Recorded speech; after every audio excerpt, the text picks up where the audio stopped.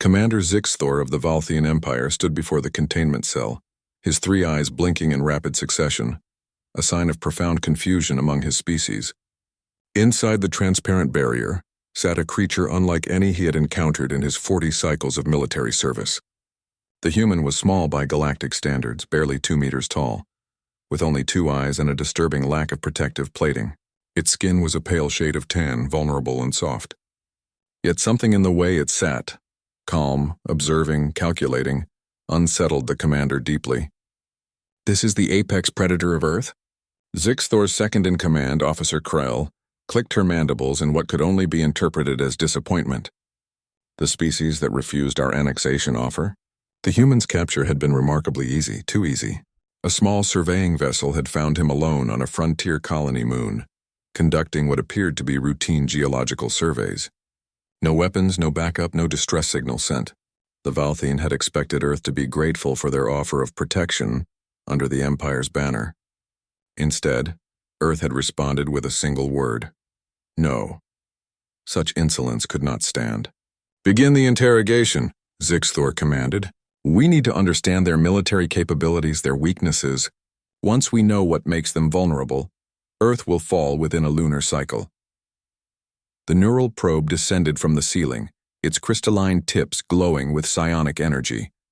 It had broken the will of countless species, extracting every secret, every fear, every weakness. The human watched its approach with those unsettling binocular eyes, his expression unreadable. The probe made contact. For exactly 3 seconds, the interrogation proceeded normally. Then the human smiled. Zixthor stumbled backward as feedback screamed through the psionic network. Every telepath on the ship clutched their sensory organs in agony. The neural probe shattered into fragments, unable to process what it had found inside the human's mind. What is he?" Krill gasped, her exoskeleton trembling. The human stood slowly, brushing imaginary dust from his simple clothing. When he spoke, his voice was measured, almost gentle. "My name is Sergeant Marcus Chen, United Earth Defense Force, and you've just made a terrible mistake." "Impossible," Zixthor hissed. "The containment field is designed for species that fear pain, that value individual survival above all else." Marcus walked forward, and impossibly, his hand passed through the energy barrier as if it were smoke. "You don't understand what you've done."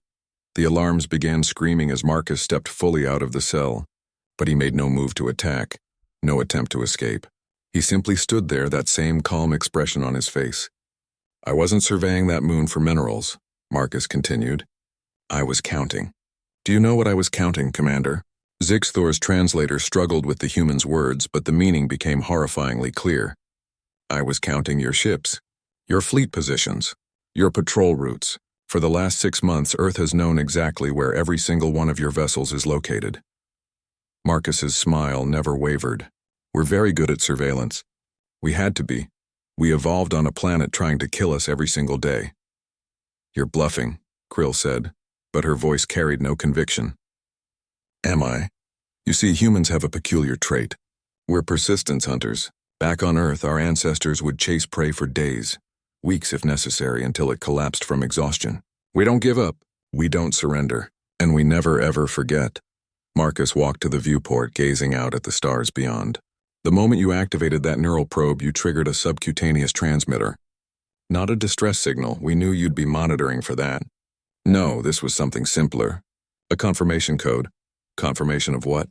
Zixthor demanded, though dread was already coiling in his gut. "That you had declared hostile intent against a human citizen." Marcus turned back to face them. "You need to understand something about my species, Commander.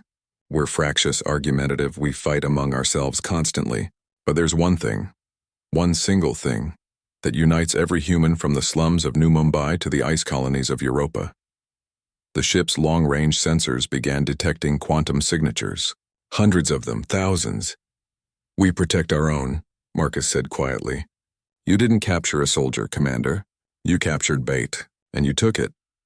The viewports filled with light as Earth's Navy dropped out of faster-than-light travel. Dreadnoughts, carriers, vessels designed with a savage efficiency that spoke of a species intimately familiar with warfare. The Valthian Empire had conquered 40 systems without ever facing serious resistance. They had grown complacent, lazy. Earth had spent the last 6 months preparing for this exact moment.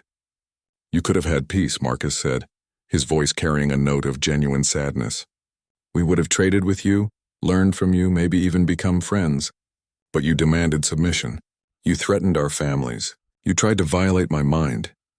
Admiral Sarah Okonkwo's face appeared on every screen aboard the Valthene vessel. This is Admiral Okonkwo of the UED's Indomitable. You are ordered to power down your weapons and prepare to be boarded. You will stand trial for the attempted torture of a human citizen.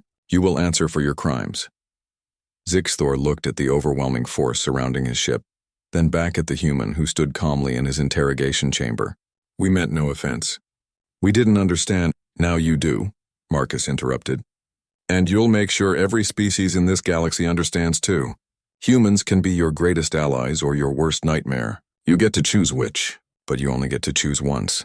The Valthene Empire sued for peace within an hour. They released every species they had conquered, opened their borders to inspection, and agreed to a treaty that would reshape galactic politics for generations. The conquest that was supposed to take 1 lunar cycle ended before it began, and Sergeant Marcus Chen, the man who accidentally started and ended a war in the same day, went back to his geological surveys. After all, someone had to map the new trade routes. Humans, the galaxy learned, were very good at planning ahead.